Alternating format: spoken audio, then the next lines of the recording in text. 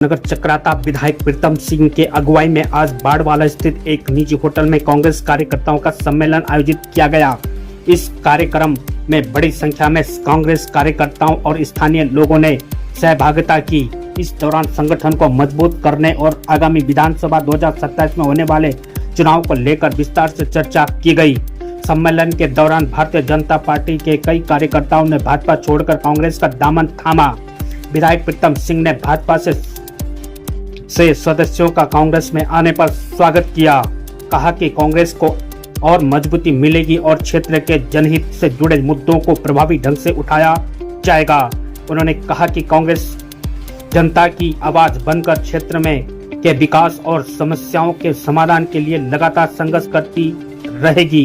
कांग्रेस नेताओं और कार्यकर्ताओं ने एकजुट होकर संगठन और पार्टी की नीतियों को जन जन तक पहुंचाने का संकल्प लिया।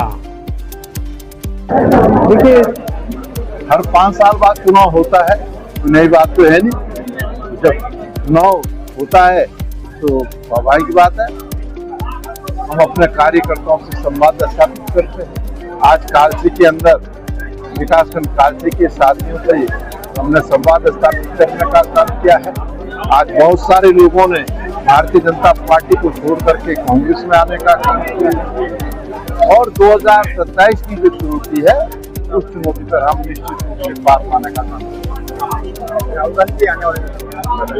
17 जुलाई को राहुल जी आए 5 बजे जो है मेरा छात्रों की भीड़, और राहुल जी को क्यों आना पड़ रहा है वैसे तो आपको जानकारी है, लेकिन मैं कहना चाहता हूँ इस प्रदेश के अंदर आपने देखा होगा जब परीक्षाएं होती प्रश्न पत्र लीक हो जाते हैं, और जब नीट की परीक्षाएं उसका प्रश्न पत्र लीक हुआ तो राहुल जी ने इस बात को कहा कि हम छात्रों की इस लड़ाई को लड़ने का काम करें, और वो पूरे देश के कई शहरों में गए।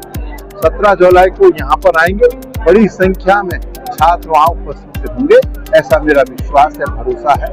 और कांग्रेस जनों का भी राहुल जी ने आह्वान किया है कि कांग्रेस जन छात्रों की इस लड़ाई को लड़ने का काम करें। भाई मैंने थोड़ी की, प्रीतम सिंह कह रहे हो तो FIR हो जाती मेरे खिलाफ। अब तक तो मैंने नहीं कही हाथ कांगन को आरसी क्या, पढ़े लिखे को फारसी क्या।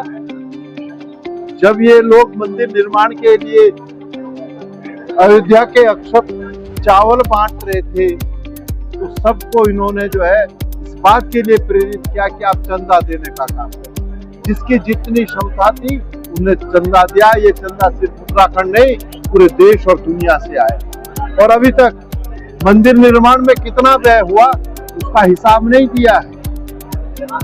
मंदिर निर्माण के लिए जमीन खरीदी गई, उस जमीन में व्यापक स्तर पर जो है भ्रष्टाचार हुआ है। अरे जब जमीन हम खरीदते हैं, आप और हम खरीदते तो कहते हैं कि जब तक दाखिल खारिज नहीं होगा तब तक जो आप इसके विधिवत मालिक नहीं है, हम उसको बेच नहीं सकते। इन भाई के लालों ने खरीदी 100 रुपए की, 1000 रुपए में बेची और 10 मिनट में दाखिल खारिज हो गई। उसमें भी भ्रष्टाचार।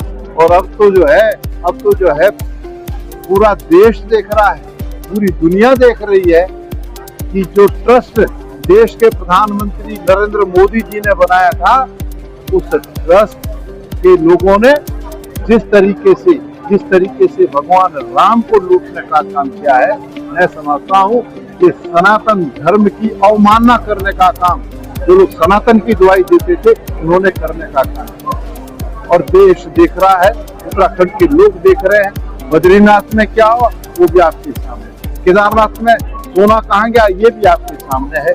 कोई जवाब सत्ता में बैठे लोगों के पास नहीं। इसलिए ये हम जो है लोगों के बीच जा रहे हैं और लोग भी इस बात को कह रहे हैं कि हाँ जो चंदा चोर है अब तो उनको सबक सिखाना।